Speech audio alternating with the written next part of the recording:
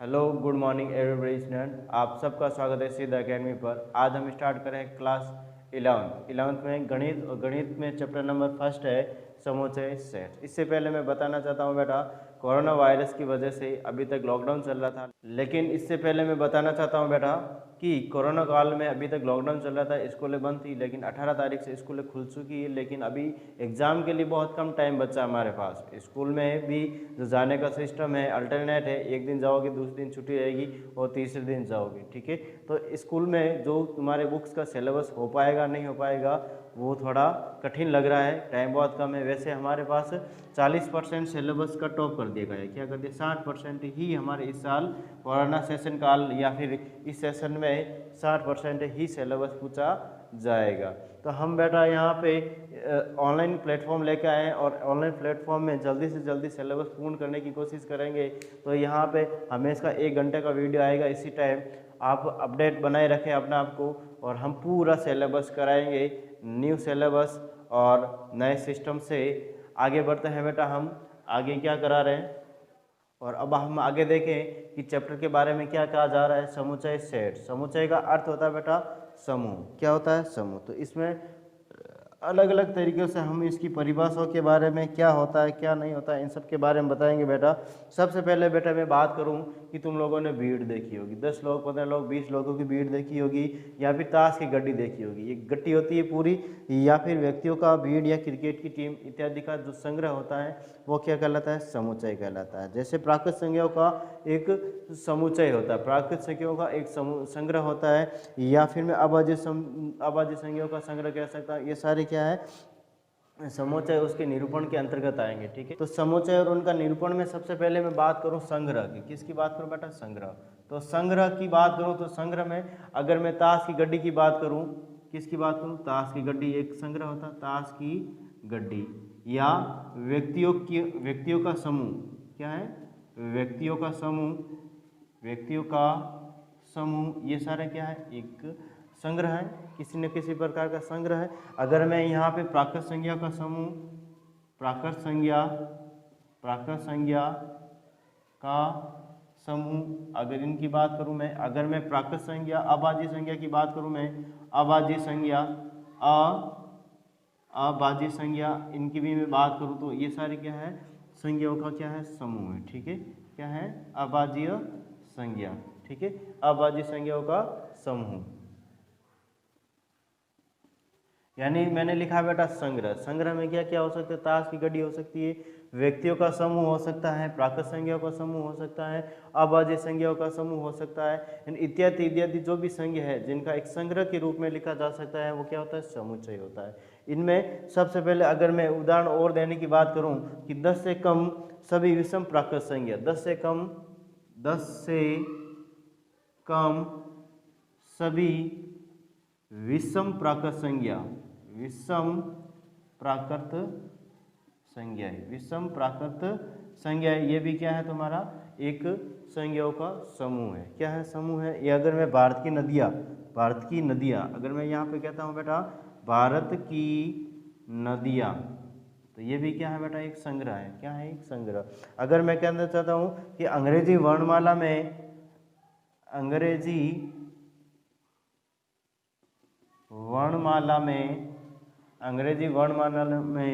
स्वर या ओवेल, क्या? ए, ई, आई, ओ, यू, ये सारे क्या हैं? अंग्रेजी वर्णमाला के स्वर हैं। या फिर मैं अगर मैं बात करना चाहता हूँ कि विभिन्न प्रकार के त्रिभुज,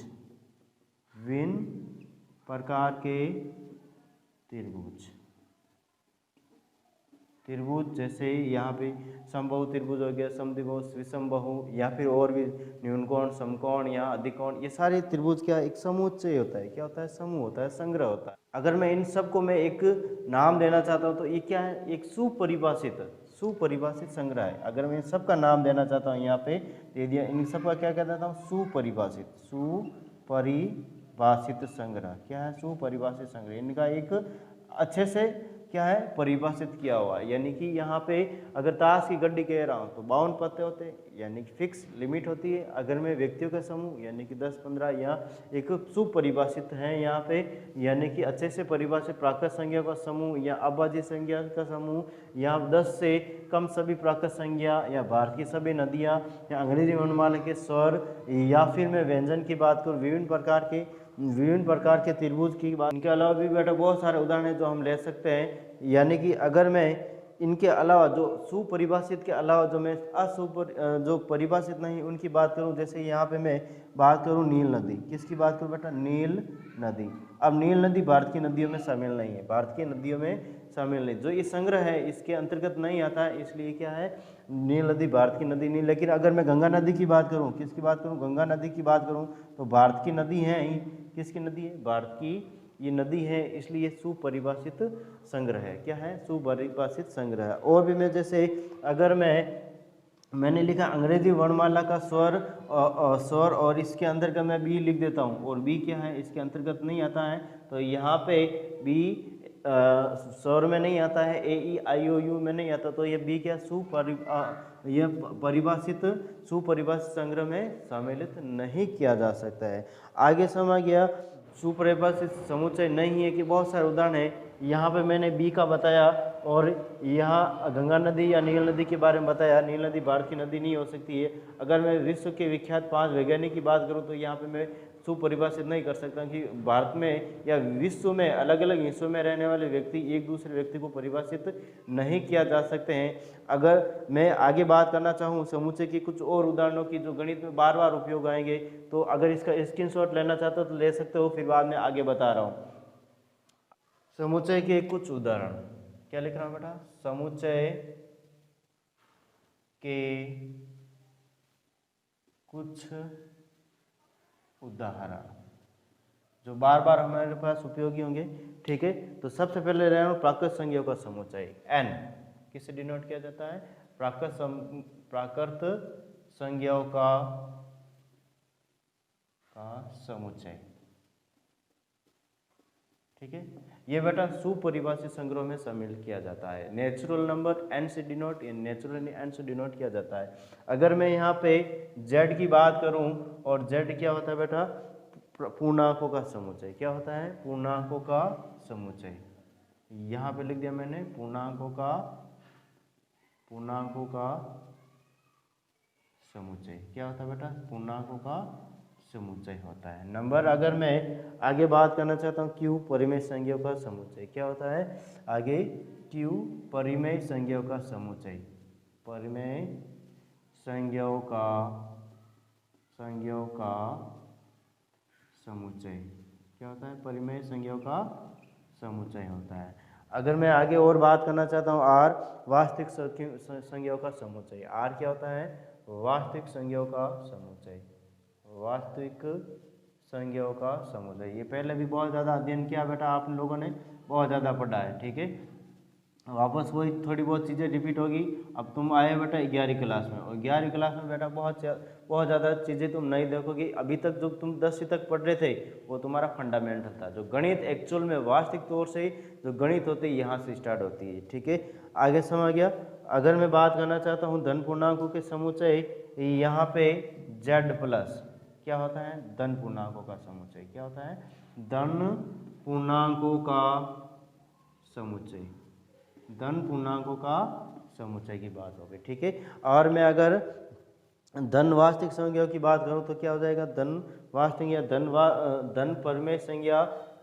यहाँ पे मैं कर लेता हूँ बेटा पहले धन परिमेय संज्ञा की बात। धन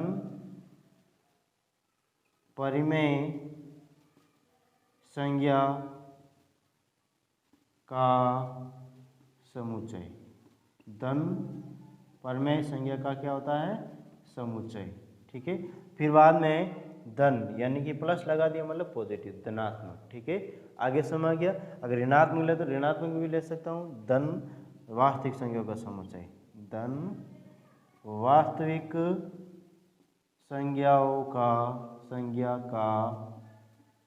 समुच्चय क्या हो गया, इस प्रकार यहाँ पे कुछ समुच्चय के उदाहरण हैं जो शॉर्ट में लिखे जाते हैं और गणित में बार बार उनका उपयोग होगा। n प्राकृत संख्याओं का समुच्चय, z पूर्णांकों का समुच्चय, q परिमेय संख्याओं का समुच्चय, r वास्तविक संख्याओं का समुच्चय, z धन पूर्णांकों का समुच्चय या q प्लस धन परिमेय संख्याओं का समुच्चय, r वास्तविक संख्याओं का समुच्चय, और भी बहुत सारे हैं जिनसे संख्याओं से डिनोट किया जाता है। अगर मैं यहाँ पे इनके अलावा अगर मैं z माइनस करूँ, q माइनस करूँ, r माइनस करूँ तो भी होगा, ठीक है। और आगे मैं बता रहा हूँ बेटा एक समुच्चय क्या होता है, समुच्चय की परिभाषा बता रहा हूँ, ठीक है। अगर इसका स्क्रीनशॉट लेना चाहते हो तो ले सकते हो। अगर पढ़ाई में या पढ़ाने में किसी भी प्रकार का प्रॉब्लम है तो बता सकते हो। अगर पढ़ाने का तरीका अच्छा लग रहा है तो प्लीज़ चैनल को शेयर और सब्सक्राइब ज़रूर करें। चलो आगे चलते हैं, ठीक है। अगर मैं समुच्चय की परिभाषा बताना चाहूँ बेटा तो वस्तु के सुपरिभाषित संग्रह को हम एक समुच्चय कहते हैं, ठीक है। यहाँ पे मैं परिभाषा लिख रहा हूँ समुच्चय, क्या लिख रहा हूँ मैं, समुच्चय, ठीक है। समुच्चय की परिभाषा होती है बेटा वस्तुओं के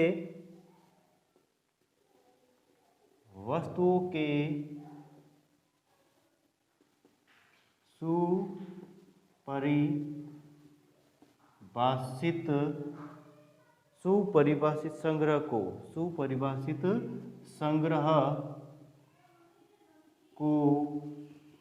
हम समुच्चय कहते हैं। क्या कहते हैं,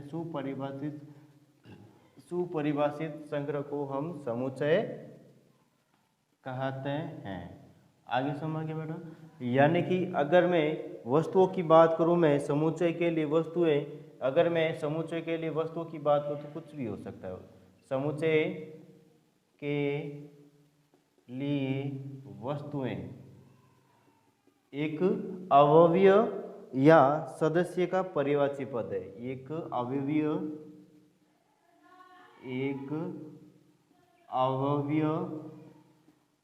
या सदस्य का परिचय पद, यहाँ वह सदस्य का पर्यायवाची पद है। क्या है बेटा, एक पर्यायवाची पद है। यानी कि मैं वस्तुएं लूँ, चाहे अवयव लूँ, चाहे सदस्य लूँ, कुछ भी लूँ, ये क्या होता है, एक पर्यायवाची पद होता है। क्या होता है, पर्यायवाची। अंग्रेजी वर्णमाला में बड़े अक्षरों से निरूपित करते हैं। समुच्चय को प्राय किससे निरूपित किया जाता है, अंग्रेजी वर्णमाला के बड़े अक्षर से निरूपित किया जाता है। यानी कि यहाँ पे मैं निरूपण कर लूँ, यहाँ पे लिखूँ बेटा निरूपण, इसका निरूपण किसके किया जाता है, अंग्रेजी वर्णमाला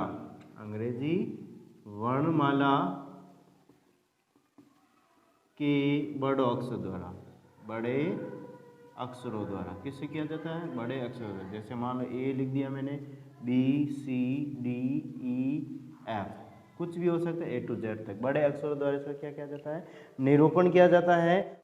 यहाँ पे तो है बेटा ये समुच्चय निरूपण। क्या है, समुच्चय निरूपण। अगर मैं अवयवीय निरूपण की बात करूँ, मैं अवयवीय निरूपण की मैं बात करूँ तो क्या होता है, अंग्रेजी वर्णमाला के छोटे अक्षर, अंग्रेजी वर्णमाला के छोटे अक्षरों द्वारा निरूपण किया जाता है। छोटे अक्षरों द्वारा निरूपण किया जाता है। छोटे अक्षरों द्वारा क्या किया जाता है, निरूपण किया जाता है, ठीक है। जैसे मान लो यहाँ पे ए लिख दिया, बी लिख दिया, C D E F G H, कुछ भी हो सकता है, ठीक है। ए टू जेड तक छोटे अक्षर जो होते हैं उसको अवयवीय निरूपण कहा जाता है, और बड़े अक्षर होते हैं उसको समुच्चय निरूपण कहा जाता है। आगे समझ गया।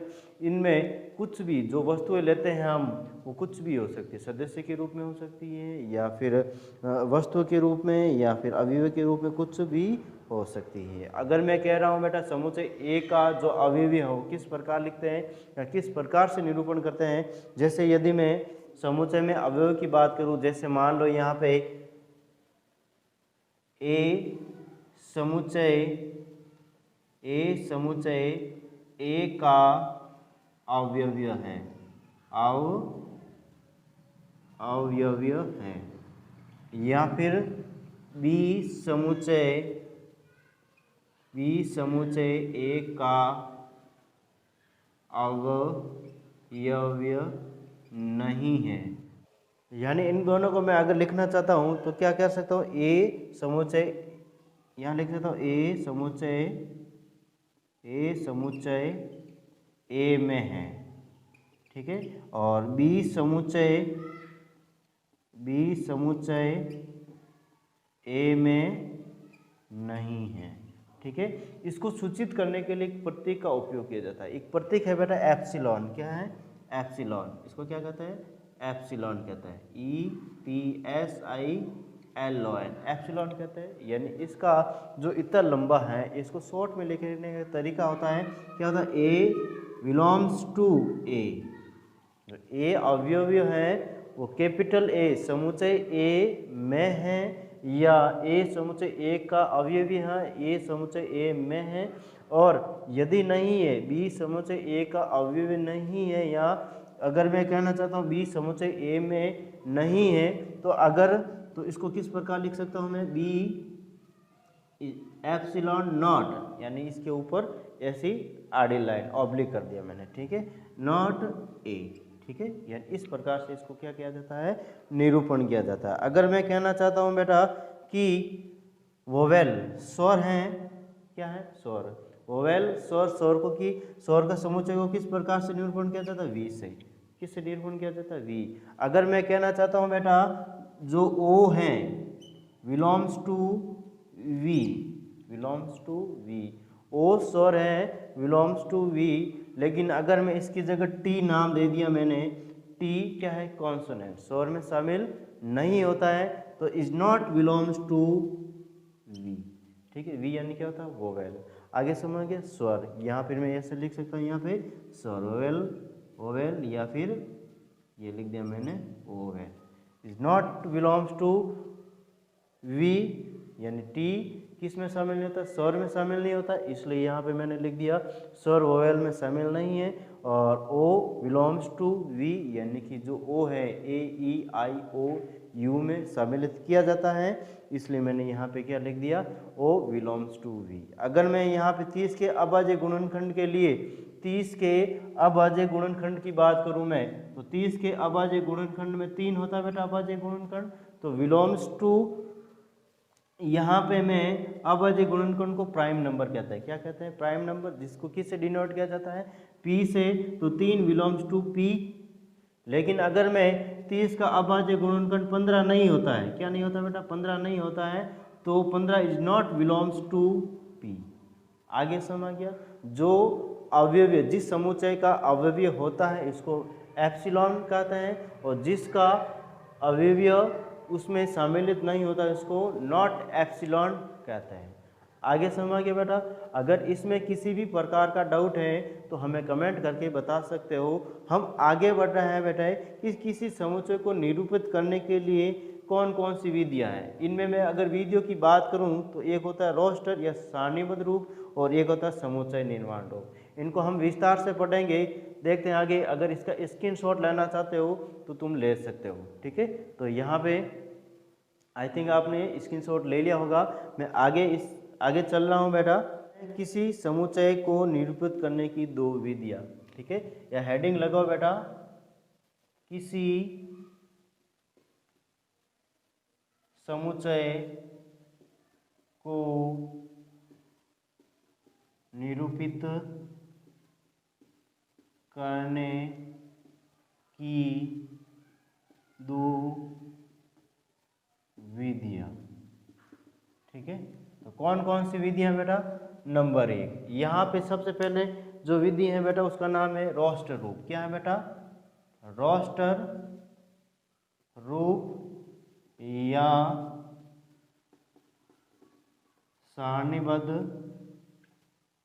सारणीबद्ध रूप, ठीक है। और दूसरा जो विधि है उसका नाम है बेटा समुच्चय निर्माण रूप। क्या है, समुच्चय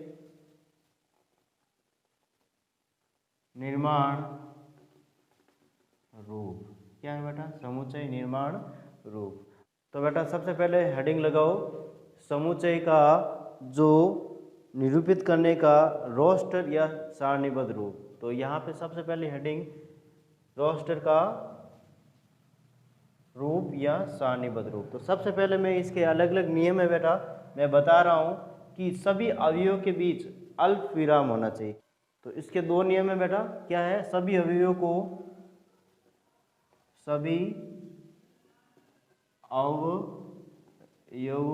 के बीच अल्प विराम द्वारा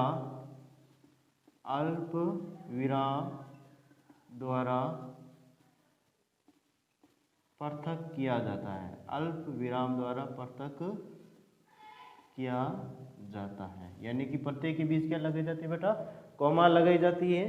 ठीक है। और दूसरा जो नियम है वो है बेटा कि जो अल्प विराम लगाने के बाद जो सारे अवयवी है उनको एक ब्रैकेट कोष्ठक में बंद किया जाता है। जो कोष्ठक होता है वो मझला कोष्ठक होता है। ठीक है। सभी अवयवों को मझले कोष्ठक में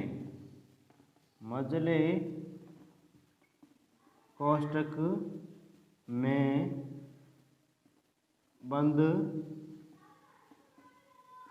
किया जाता है। क्या किया जाता है? मझले कोष्ठक में बंद किया जाता है। आगे समझ गया?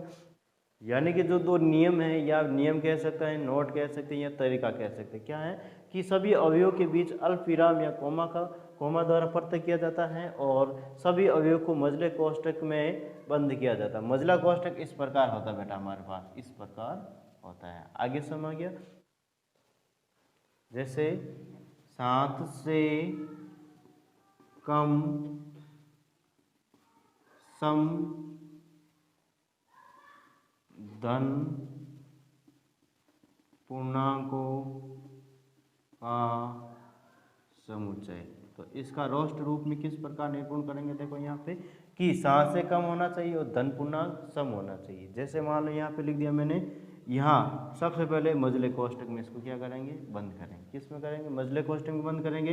यहाँ लिख दिया 2 सम होना चाहिए और धन होना चाहिए। ठीक है। यहाँ लिख दिया मैंने 4 और ये 6, 7 से कम होना चाहिए। इस प्रकार से इसको क्या किया जाता है? निरूपित किया जा सकता है। ये क्या है बेटा? रोस्टर रूप। इसको क्या कहते हैं? रोस्टर रूप। आगे समझ गया? और भी जैसे मैं उदाहरण है संख्या 42 को विभाजित करने वाली सभी प्राकृत संख्याओं का समुच्चय। यहाँ पे मैं उदाहरण दूसरा देना चाहता हूँ। उदाहरण या जैसे नंबर 2 कि सभी 42 को विभाजित करने वाली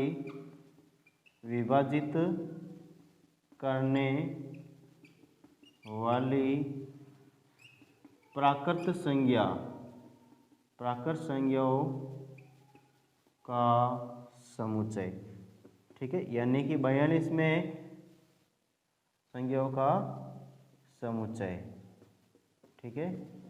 यानी कि 42 में जिन जिन संख्याओं का भाग जाता है उनका एक समुच्चय। तो 42 में किन किन संख्याओं का भाग जाता है उनको पहले तो इसको छोटे मझले कोष्ठक में बंद करेंगे और प्रत्येक के बीच क्या होने चाहिए? अल्प विराम या कोमा आने चाहिए। तो 42 में तो 1 का भी भाग जाता है, 2 का भी भाग जाता है और 3 का भी भाग जाता है। यहाँ पे 6 का 6 से तो 42, तो 7 का भी भाग जाएगा और 14 की भाग जाएगा।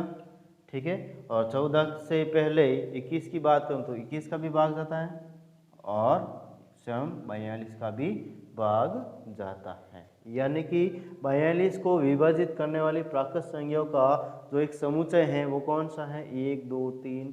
जो समुच्चय में जो अवयवी हैं उनकी बात करो तो 1 2 3 6 7 14 21 और 42 है। उसको जो रूप है, जो रोस्ट रूप हो इस प्रकार है कि प्रत्येक के बीच क्या है बेटा? प्रत्येक के बीच कोमा है, प्रत्येक अवयव के बीच क्या है? कोमा है और मझले कोष्ठक में इसको बंद किया हुआ है। क्या है? मझले कोष्ठक में इनको क्या किया हुआ है? बंद किया हुआ है। आगे समझ गया? और भी जैसे मैं उदाहरण देने की बात करूं, जैसे सभी और भी मैं उदाहरणों की बात करूं कि अंग्रेजी वर्णमाला में स्वर, अंग्रेजी वर्णमाला के स्वर। ठीक है। अंग्रेजी वर्णमाला के स्वर। ठीक है। तो अंग्रेजी वर्णमाला में स्वर कितने होते हैं? 5 होते हैं और पांचों में प्रत्येक के बीच एक अल्प विराम लगाऊंगा और मजले कोष्टक में बंद करूंगा। ठीक है, तो ये नहीं, मैंने इसको मजले कोष्टक में इस प्रकार से बंद करा हूँ बेटा, और यहाँ पे लिख दिया मैंने A-E-I-O-U।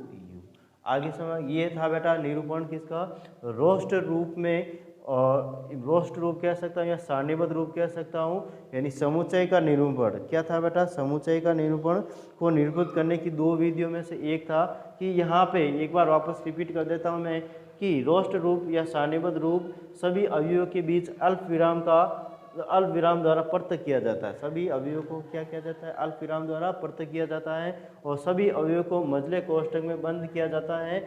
यहाँ पे मजला कोष्टक इस प्रकार से होता है, और यहाँ पे जब 7 से कम सम धन पूर्णांकों का समुच्चय, तो 7 से कम सम धन पूर्णांक 2, 4, 6 होता है, सम संख्या होनी चाहिए यहाँ पे, ये इसका रोस्ट रूप हो गया। यदि मैं दूसरा उदाहरण की बात करूँ, सभी 42 को विभाजित करने वाली प्राकृत संख्याओं का समुच्चय, तो जिस संख्या में जिसका 42 में भाग जाता है वो 42 में 1 का भी भाग जाता है, 2 का भी जाता है, 3 का भी जाता है, 6, 7, 14, 21 और 42, ये भी क्या हो गया, रोस्ट रूप। अगर अंग्रेजी वर्णमाला के जो सभी स्वरों की बात करूँ तो प्रत्येक के बीच कोमा लगाई हुई है और मजले कोष्टक में बंद किया हुआ है। टोटली 5 अवयवी होते हैं। आगे सम आ गया, और भी मैं बहुत सारी चीज़ें हैं जिसके मैं बारे में बात कर सकता हूँ। और अगर मैं एक चीज़ और लिखाना चाहता हूँ कि कोई भी अवयव दे रखा है, उसके अंदर जो एलिमेंट्स दे रखे हैं, अवयव दे रखे हैं, उनका रिपीटेशन नहीं होगा। क्या नहीं होगा, रिपीट नहीं होगा। जैसे मान लो यहाँ पे किसी शब्द दे रखा है अंग्रेजी का, उसमें स्कूल लिखा हुआ है। ठीक है, स्कूल में अगर मैं बात करना चाहता हूँ स्कूल, SCHOOL, ठीक है।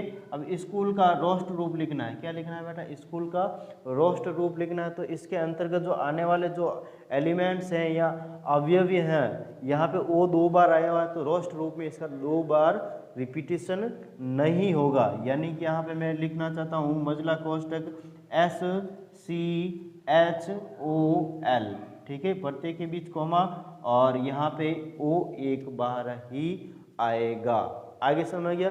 क्रम किसी भी प्रकार से लिख सकते हैं हम, क्रम को किसी भी प्रकार से, जैसे यहाँ पे मैं AEIOU क्रम परिवर्तन कर सकते हैं, क्रम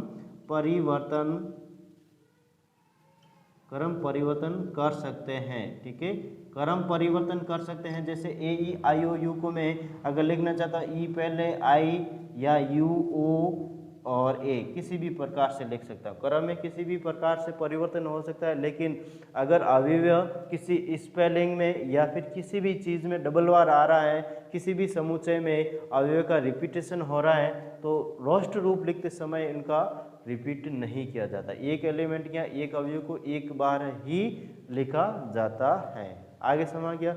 अगर इसका स्क्रीनशॉट लेना चाहते हो तो ले सकते हो। अगर किसी भी प्रकार का डाउट है तो कमेंट करके बता सकते हो। पढ़ाने का तरीका अच्छा लग रहा है तो हमें सपोर्ट करो, लाइक करो, शेयर करो और बेल आइकन पर क्लिक करो, जिससे आने वाले वीडियो प्राप्त हो सके। ठीक है, और आगे चलते हैं बेटा इसका समुच्चय निर्माण रूप में। समुच्चय निर्माण रूप में किस प्रकार समुच्चय निर्माण किया जाता है देखते हैं। यहाँ पे दूसरा हेडिंग है बेटा समुच्चय निर्माण रूप। दूसरा हेडिंग है बेटा समुच्चय निर्माण रूप। ठीक है, तो लगाते हैं दूसरा हेडिंग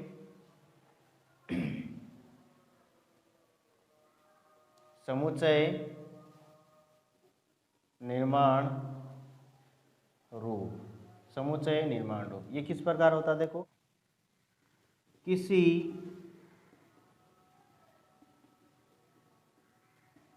समुच्चय के अवयवों में सर्वनिष्ठ गुणधर्म होता है। क्या होता है बेटा, गुणधर्म होता है। क्या होता है, सर्वनिष्ठ गुणधर्म। जो समुच्चय के बाहर के किसी अवयव में नहीं होता, अवयव में नहीं होता है।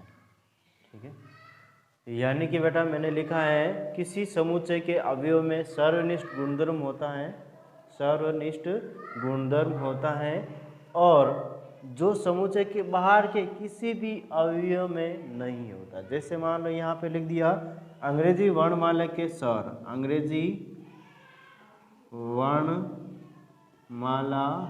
के स्वर किससे डिनोट किया जाता है? वी से डिनोट किया जाता है, ठीक है। और we, A, E, I, O, you, इनमें जो 5 अवयवी है इनके अलावा बाहर का कोई नहीं हो सकता है। क्या नहीं हो सकता है? बाहर का कोई भी अवयव नहीं हो सकता है। यानी यही लिखा मैंने, किसी समुच्चय के अवयव में सर्वनिष्ठ गुण होता है। क्या होता है? सर्वनिष्ठ, जो समुच्चय के बाहर के किसी अवयव में नहीं होता है। क्या नहीं होता है? समुच्चय के बाहर के किसी अवयव में नहीं होता है। इसको वी से डिनोट किया जाता है। इसका मैं अगर समुच्चय निर्माण रूप लिखना चाहता हूँ तो यहाँ पे मैंने क्या लिखा, यहाँ पे सबसे पहले मजला कोष्ठक लगाया और यहाँ पे एक्स, और ये मैंने 2 बिंदियाँ लगाई ऊपर नीचे, इसको बेटा कहते हैं कॉलन। क्या कहते हैं? कॉलन। और यहाँ पे लिख दिया मैंने वापस एक्स, और ये लिख दिया मैंने अंग्रेजी वर्णमाला का एक स्वर। क्या लिख दिया मैंने? अंग्रेजी वर्णमाला का एक स्वर। क्या लिख दिया बेटा मैंने? अंग्रेजी वर्णमाला का एक स्वर। यानी अभी तक जो जितनी चीज़ें लिखी है मैंने, क्या लिखा? समुच्चय निर्माण में किसी समुच्चय के अवयव में सर्वनिष्ठ गुणधर्म होता है। क्या होता है? सर्वनिष्ठ गुणधर्म होता है। समुच्चय के बाहर के किसी अवयव में नहीं होता, जो समुच्चय के बाहर के किसी भी अवयव में नहीं होता है, ठीक है। जैसे यहाँ पे अंग्रेजी वर्णमाला के जो स्वर है ए, ई, आई, ओ, यू, यहाँ पे जो दे रखे हैं वो गुणधर्म, इस गुणधर्म वाला कोई अन्य अक्षर नहीं है, इस गुणधर्म वाला कोई अन्य अक्षर नहीं है। यहाँ पे लिख देना कि इस गुणधर्म वाला अन्य कोई अक्षर नहीं है, अन्य कोई अक्षर नहीं है। यानी कि जो 5 स्वर हैं इनके अलावा कोई अन्य कोई स्वर नहीं हो सकता है।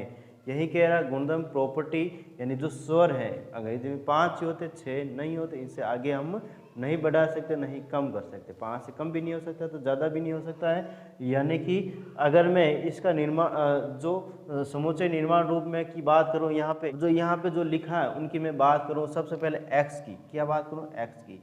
ये जो पहला वाला एक्स है किसको निरूपण करता है? यहाँ पे समुच्चय के अवयव का निरूपण करता है, समुच्चय के अवयवों को निरूपण करता है। क्या करता है? अवयवों को निरूपण करता है। आगे समझ गया।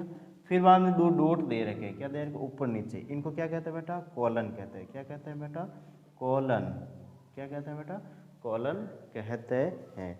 इस जो एक्स है, एक्स की जगह में और भी बहुत सारे शब्द ले सकता हूँ, वाई भी ले सकता हूँ, जेड भी ले सकता हूँ, ए बी सी कुछ भी ले सकता हूँ, ए बी सी, और ये तो कॉलन होता ही है, ठीक है। अगर कॉलन के बाद की बात करूँ मैं, यानी कॉलन के बाद,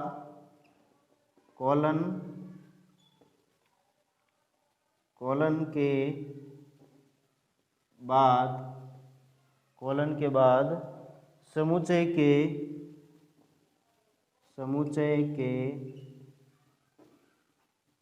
अवयवों की विशिष्ट गुणधर्म, तो विशेषता दे रखी है, विशिष्ट गुणधर्म को लिखते हैं, गुणधर्म को लिखते हैं तथा बाद में मजले कोष्ठक में बंद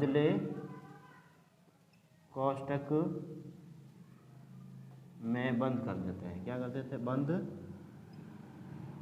कर देते हैं। क्या कर देते हैं बेटा? मजले कोष्ठक, यानी जो मजला कोष्ठक उसमें क्या कर देते हैं?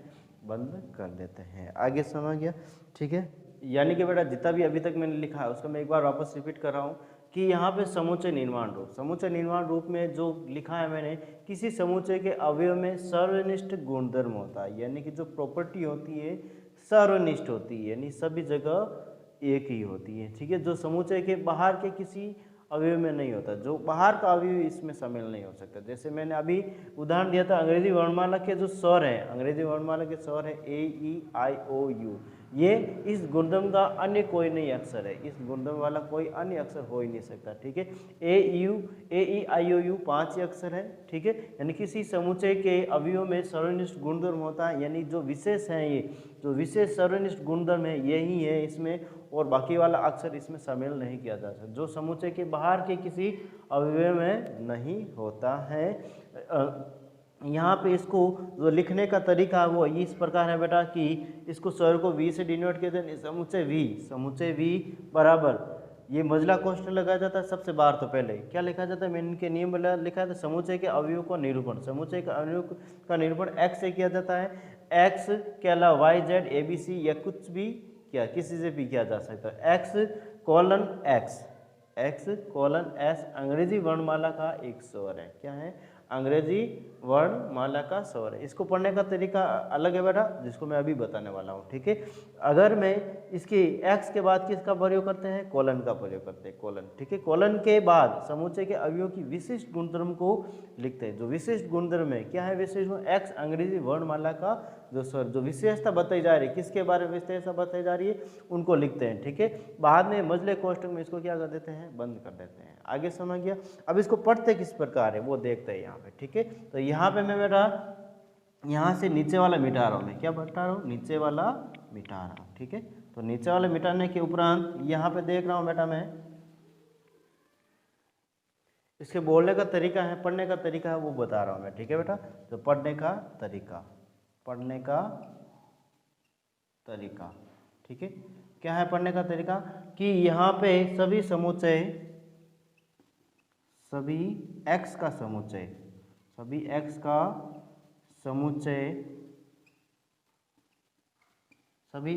समुच्चय जहाँ एक्स अंग्रेजी वर्णमाला का एक स्वर है, अंग्रेजी वर्णमाला का एक स्वर है। आगे समझिए बेटा, यानी कि सभी एक्स का समुच्चय जहां अंग्रेजी वर्णमाला का स्वर है। यहाँ पे मैं अगर बात करूँ इस कोष्ठक की, किसकी बात करूँ मैं, कोष्ठक की, तो कोष्ठक का प्रयोग क्या हुआ बेटा, इसमें जो लिखा सभी एक्स का समुच्चय, यहाँ पे लिखा है सभी एक्स का जो समुच्चय है, एक्स का समुच्चय है, वो किसके लिए बोला जाता है, इस कोष्ठक के लिए बोला जाता है। जो कोष्ठक है, मजला कोष्ठक है, उसको क्या बोला जाता है, सभी एक्स का समुच्चय बोला जाता है। क्या बोला, सभी एक्स का समुच्चय जहाँ है उसको कोलन से पढ़ा जाता है, जहाँ को क्या पढ़ते हैं, कोलन से पढ़ा जाता है। क्या पढ़ा जाता है, कोलन। ठीक है, यहाँ पे लिख देता है सभी जहाँ एक्स अंग्रेजी वर्णमाला का स्वर है, यानी कि जहाँ के लिए क्या पढ़ते हैं, या कोलन के लिए हम जहाँ पढ़ते हैं, यानी कोष्ठक के लिए तो हम सभी एक्स का समुच्चय पढ़ते हैं और कोलन के लिए हम जहाँ पढ़ते हैं। आगे समझिए बेटा, अगर मैं अन्य उदाहरण लेना चाहता हूँ यहाँ पे, तो देखो यहाँ पे कि समुच्चय ए सभी एक्स का समुच्चय जहाँ एक्स एक प्राकृत संज्ञा है,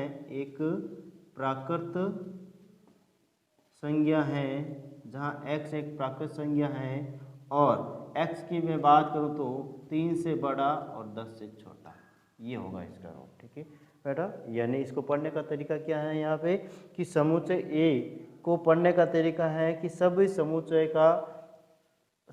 x का समुच्चय, कोलन का मतलब होता है जहाँ एक प्राकृत संज्ञा है और x is greater than to 3, x greater than to x is less than to 10। आगे समझ गया, एंड x की जो वैल्यू है 3 से बड़ी और 10 से छोटी है, और वापस ब्रैकेट बंद या कोष्ठक बंद। ठीक है, यानी कि जो कोष्ठक को पढ़ा जाता है उसको क्या पढ़ा जाता है, सभी समुच्चय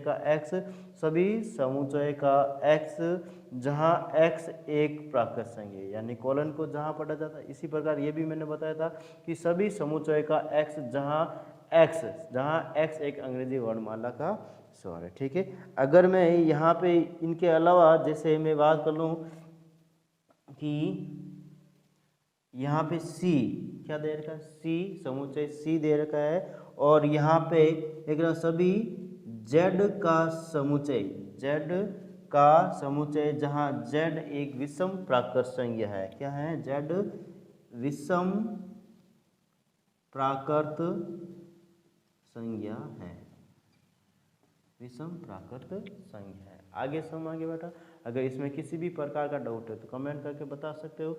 समुच्चय निर्माण रूप किसी समुच्चय के अवयव में सर्वनिष्ठ गुणधर्म होता है जो समुच्चय के बाहर के किसी अवयव में नहीं होता। अंग्रेजी वर्णमाला में स्वर ए ई आई ओ यू इनके अलावा कोई दूसरे अक्षर नहीं होते स्वरों में, इसलिए मैंने कहा इस गुणधर्म वाला अन्य कोई अक्षर नहीं हो सकता है। ठीक है, यहाँ पे मैंने बताया कि वी सभी समुच्चय का x या सभी x का समुच्चय जहाँ x अंग्रेजी वर्णमाला का स्वर है, इसको जो पढ़ने का तरीका है और लिखने का तरीका है मैंने अभी अभी बताया था। इसके बाद बेटा पढ़ने का तरीका सभी x समुच्चय जहाँ x अंग्रेजी वर्णमाला का एक स्वर है। ठीक है, यानी कि जो ब्रैकेट होता है उसको क्या पढ़ा जाता है? सभी x का समुच्चय पढ़ा जाता है, और कॉलन को जहाँ के लिए पढ़ा जाता है। किसके लिए पढ़ा जाता है? जहाँ के लिए पढ़ा जाता है। जैसे यहाँ पे मैंने उदाहरण दिया, समुच्चय A सभी x का समुच्चय जहाँ x एक प्राकृत संज्ञा है जो 3 से x का मान 3 से बड़ा और 10 से छोटा है। वापस ब्रैकेट मैंने क्या कर दिया? बंद कर दिया। इसको पढ़ने का ये तरीका है। जैसे ये समुच्चय C दे रखा है, सभी z का समुच्चय जहाँ z विषम प्राकृत संज्ञा है। क्या है बेटा? विषम प्राकृत संज्ञा है। ये था बेटा इसके पढ़ने के तरीके, लिखने का रोष्ट रूप, समुच्चय निर्माण रूप आदि आदि। ठीक है, अब बेटा हम 1 बाय 1 इसके क्या करेंगे? उदाहरण करेंगे। ठीक है, और आज के लिए बस इतना ही। आगे बेटा इनके उदाहरण करेंगे, इनके क्वेश्चन करेंगे। थैंक यू, धन्यवाद।